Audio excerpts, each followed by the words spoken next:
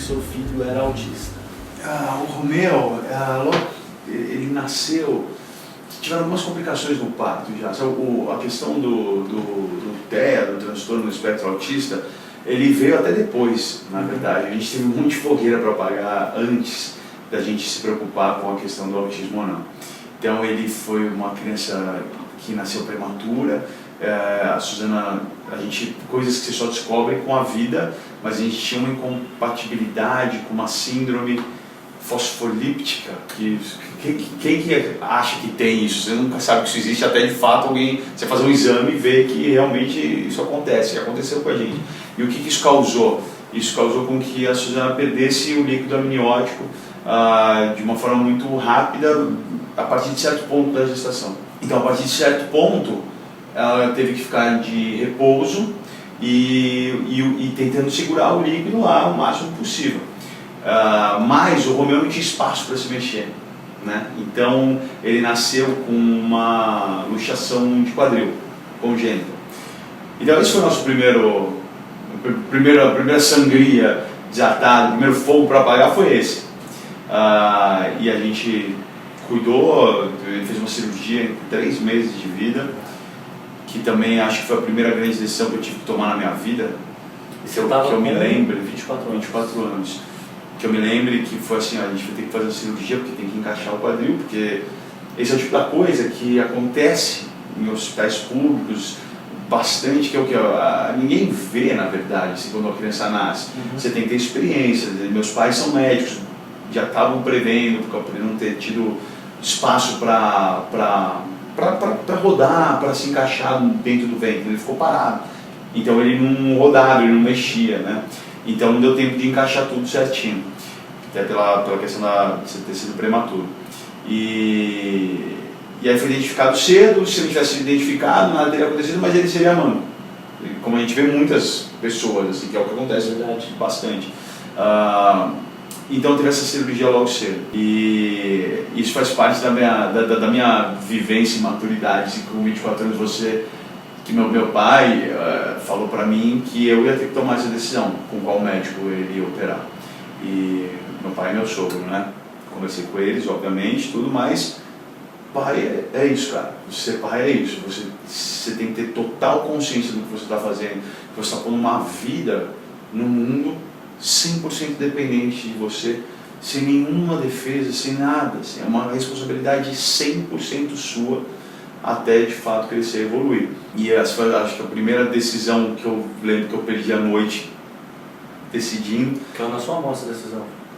Mas eu agradeço muito meus pais por isso, porque é o tipo da coisa que é o pai que tem que decidir mesmo. É o pai que tem que decidir, até porque vai que eles tivessem decidido, aí porventura a cirurgia não foi bem sucedida, aí eu vou olhar para a cara dele e falar, pô, você que escolheu o médico e não deu certo, sabe? Isso é coisa que é o pai, ninguém pode tomar essa decisão por você.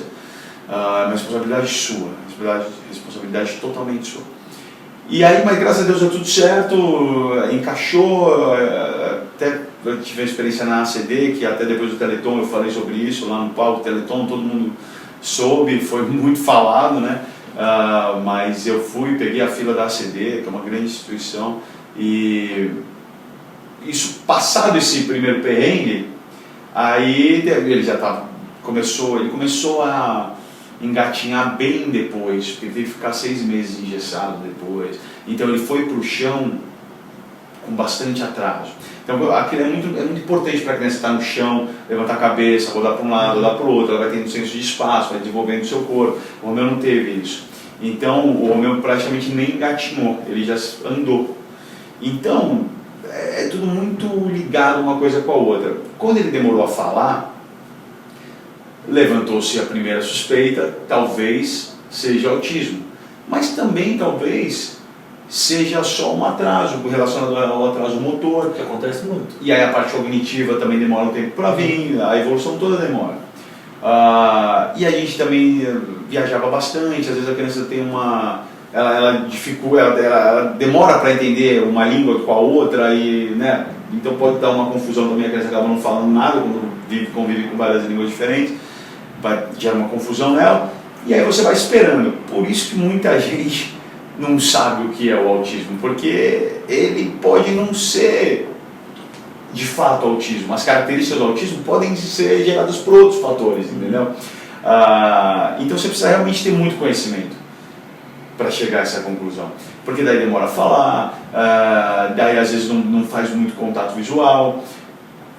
As características principais são essas, assim, falando, né, como eu sei que muita gente vai assistir, basicamente é a demora da fala, a falta do contato visual, muitas vezes também é a incapacidade do contato, do toque, de abraço e pele, e os movimentos contínuos e repentinos, que aí são os mais variados, pode ser da mão, pode ser balançando o tronco, pode ser da cabeça, pode ser estalar o dedo, pode ser o que for.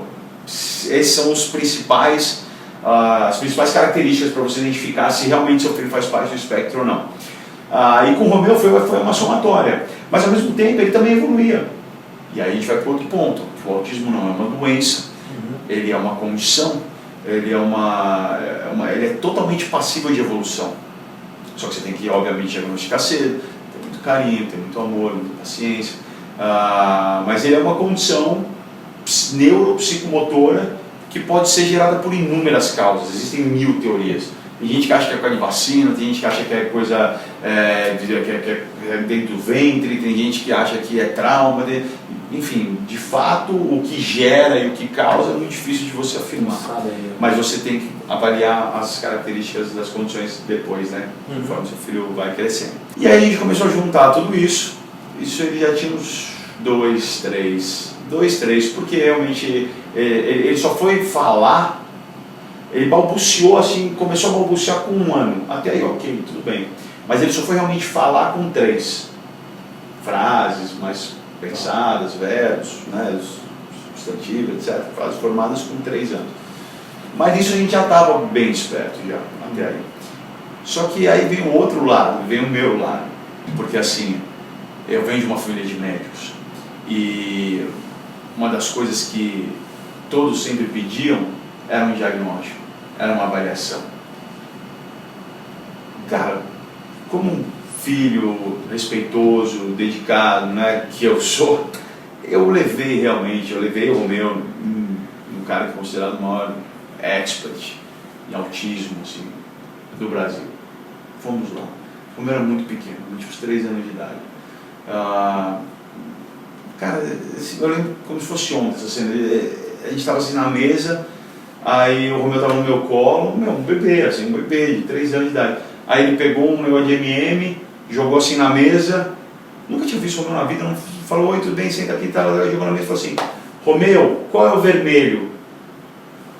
Eu falei, isso não pode ser o avaliatório, se meu filho é autista ou não. Ele não sabe quem é você, ele não te conhece, por que ele vai fazer isso sem nenhum aviso prévio, sem estar envolvido nessa situação? Não. Eu falei, obrigado, passa bem. Eu não deixei continuar, porque já começou tão mal, que eu não quero nem ver como é que vai adiante. Aí eu peguei o Romeu e fui embora. E botei na minha cabeça que eu não ia ceder ao diagnóstico. Eu acho que quando você bota o diagnóstico é como se fosse um rótulo. E quando você rotula alguém, é o primeiro passo para você limitar essa pessoa.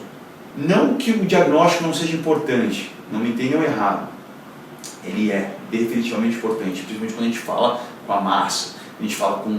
Cara, as pessoas hoje, são 2 milhões de famílias diagnosticadas no Brasil.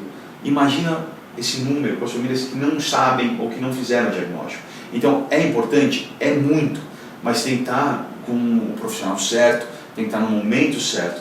E o Romeu, ele evoluía constantemente. Então, por isso que eu falo que é uma coisa minha. Uma vez eu falei isso num congresso médico, os médicos, tipo, os caras, não é possível que ele está falando isso. Eu falei, é uma coisa minha. Eu pude me garantir, talvez por ter um background de família médica, por ter suporte, mas eu falo, isso não é uma regra a ser seguida. A maioria das pessoas precisam seguir o diagnóstico com um profissional certo, um profissional correto. E aí, a partir desse momento, eu não quis o diagnóstico.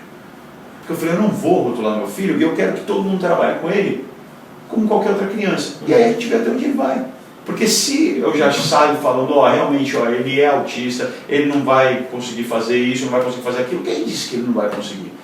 se não realmente a gente tenta, acaba não conseguindo, já sai com essa coisa em cima dele, esse rótulo em cima dele. E aí a gente já sabendo, porque eu já sabia que tinha alguma coisa, entendeu?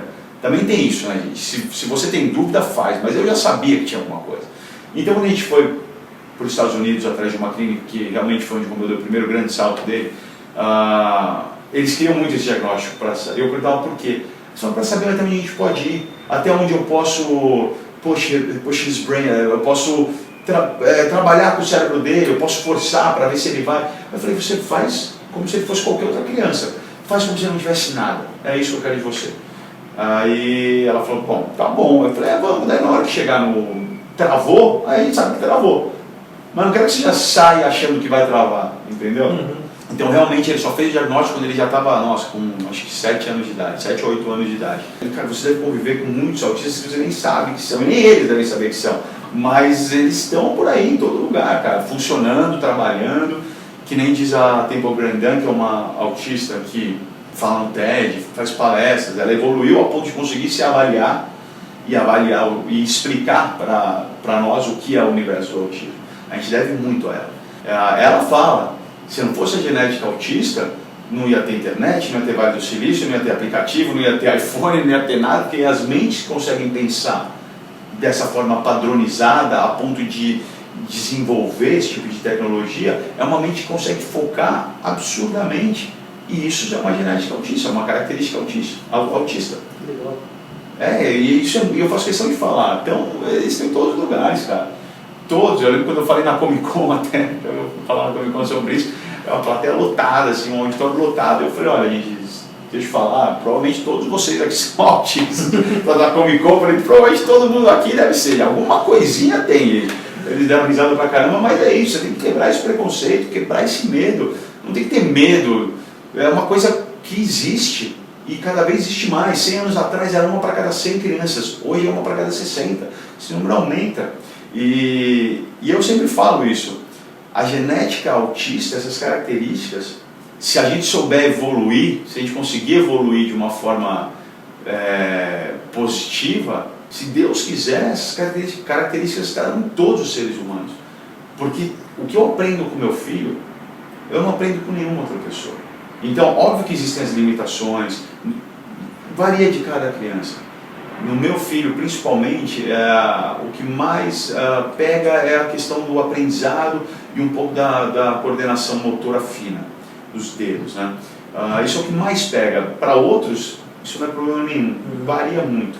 Mas a essência, a alma, a genética autista, o carinho, a pureza, a incapacidade de querer o mal, a capacidade de trair, de mentir, isso é uma bênção divina você conviver com uma pessoa assim do seu lado.